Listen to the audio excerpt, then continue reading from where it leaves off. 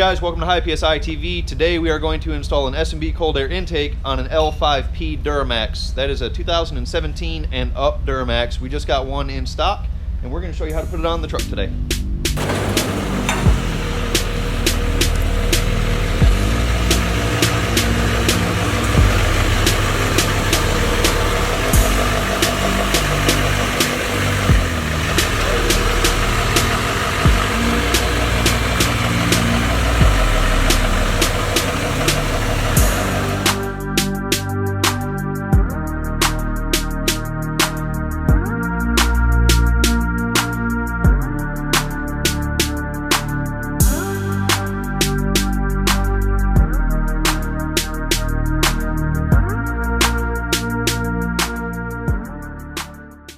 Alright guys, so we got all the parts laid out on the table here. Pretty simple setup. We got our cold air box, which mounts on top of basically a battery tray. Our big filter. This is a block-off plate for the bottom of the cold air box. So if you drive in dirty conditions a lot, you put this at the bottom of the box and it keeps it from sucking up air from under the truck. Coupler, tube gasket that goes into our housing here. And then we've got two gaskets that go on the top of the box. One holds a little plastic plate and this pushes up against the cold air that's built into the hood.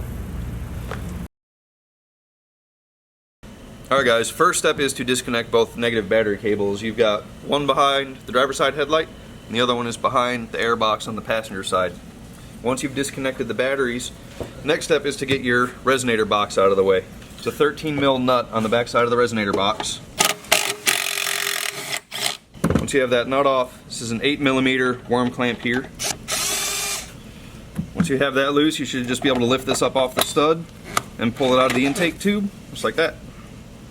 Alright, the next step is to unplug your mass air meter. There's a little red locking tab, and then you push down and just unplug it like that. We'll tuck it up out of the way. After you have your mass air meter loose, we're going to remove this intake tube off of the turbo inlet and then off of the air box. And then we'll just pull this out of the way.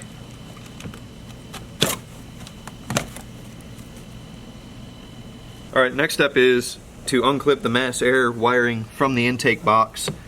There's a clip here. Just pop that out of the way. And then there's a coolant line here that also needs to be unclipped from the box. And then you just grab the intake box securely and wiggle it up, and it pulls up like this and out of the truck.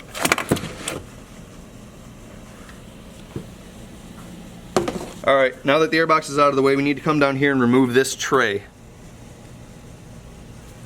It's 4 10mm bolts.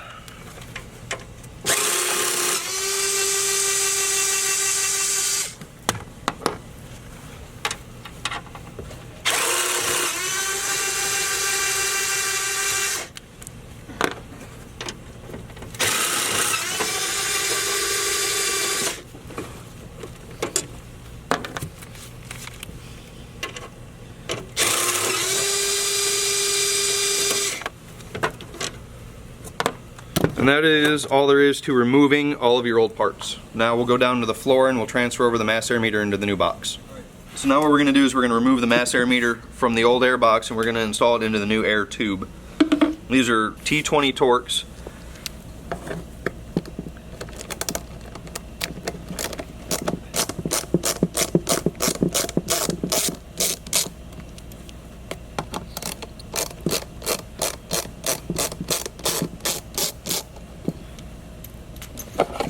And what I like to do is I always put these bolts back in, just in case you ever need to put this air box back on, you won't lose your bolts. So we have the mass air meter, and the little adapter plate slides over the mass air meter, and then your gasket goes under that. And then we install this into the new intake tube, like that. And then we install the two Phillips head screws that are provided.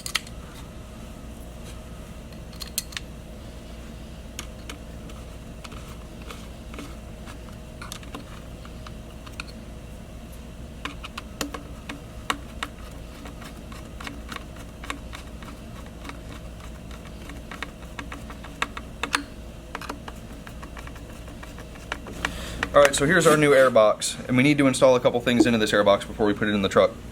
You have the option of running what they call the box plug on the bottom of the air box. This sticks down next to the inner fender and allows for more air and colder air to be sucked in from under the truck.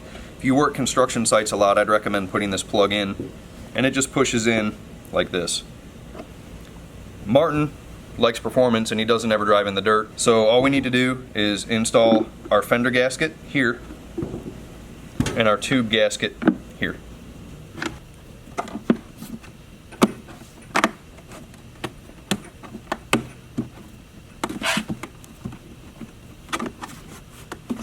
Alright guys, if you look at the bottom of the box, you can see there's 3 holes in it, and these are going to line up with the bolt holes from the battery tray that we just removed.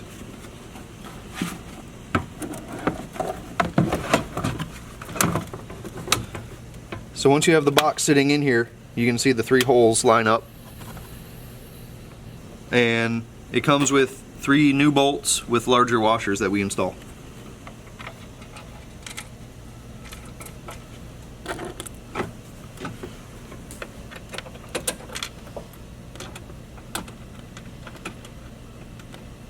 And once you have these bolts installed, just tighten them down.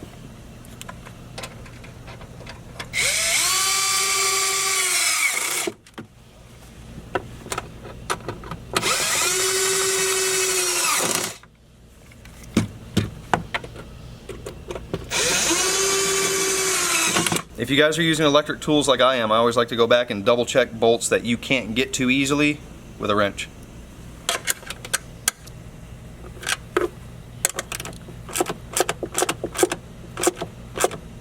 Next step is we're going to take our little rubber coupler and put it over our turbo inlet with our 2 clamps to prep for the installation of the inlet tube.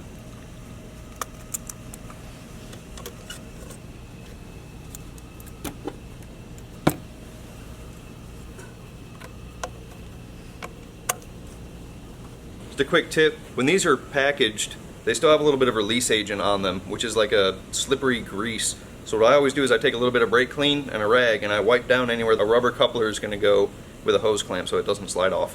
Alright, next we're going to install our inlet tube. The inlet tube slides into the box first, and then you're going to rotate it into the turbo inlet like that. And then we're going to reach up and tighten our clamps on our turbo inlet.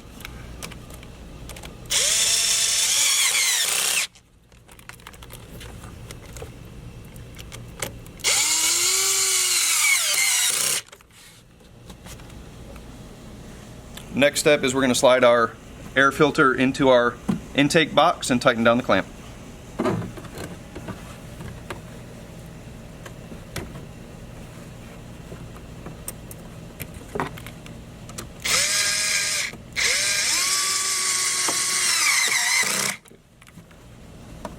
Next we're going to plug our mass air meter in. And always be sure that you press the red locking tab in.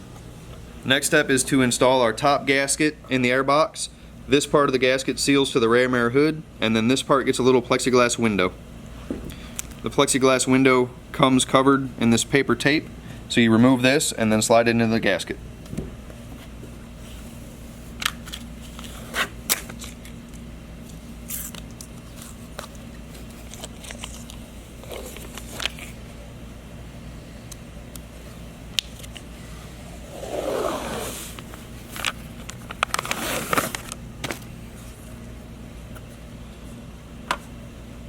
So the reason for this plexiglass window is so you can look down in the filter housing and give a quick visual inspection of your air filter and make sure that it's not all clogged up with dirt.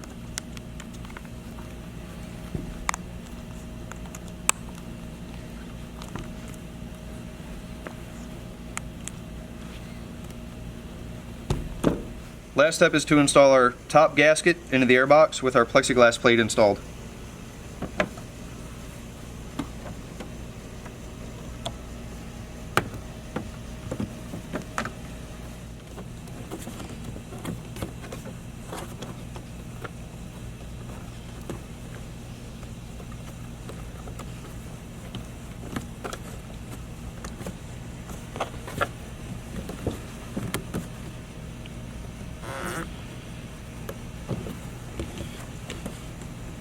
Alright guys, this is everything installed into the truck. All you have left to do is to reconnect your negative battery cables. As far as fitment goes, this is pretty easy. The hardest part was to get this gasket in the top of the box. And you do get fingerprints all over this, so you just have to wipe it down with a terry cloth, a real soft towel, because these do scratch easily. We'll go out and drive this thing, and I'll let you guys know what I think. Alright guys, we just got back from driving Martin's Duramax, and what I noticed the most is there's a little bit more airbox noise. You can hear the turbo spool up a little bit. It does feel a little bit more torquey, about 2,000 RPM. Not a huge difference from stock, so with no tune, just an airbox install, I give it a big thumbs up. Thanks again to Martin for letting us use his truck for this project, and if you guys are looking for a cold air box, be sure to contact us at RPM Motorsports. You can find a link in the description below.